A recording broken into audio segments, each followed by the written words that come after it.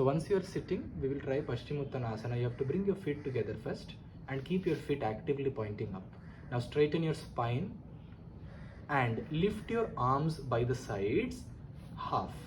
Turn your palm up and lift them all the way up. Now turn the palms facing the foot, and on an exhalation you have to go down. Bend from your hip. Try to keep your spine straight as much as it is possible for you. You can hold the big toes and bending your elbow joints, try to take your elbows towards the ground if it is possible for you, and relax yourself in the stretch. Go for normal breathing.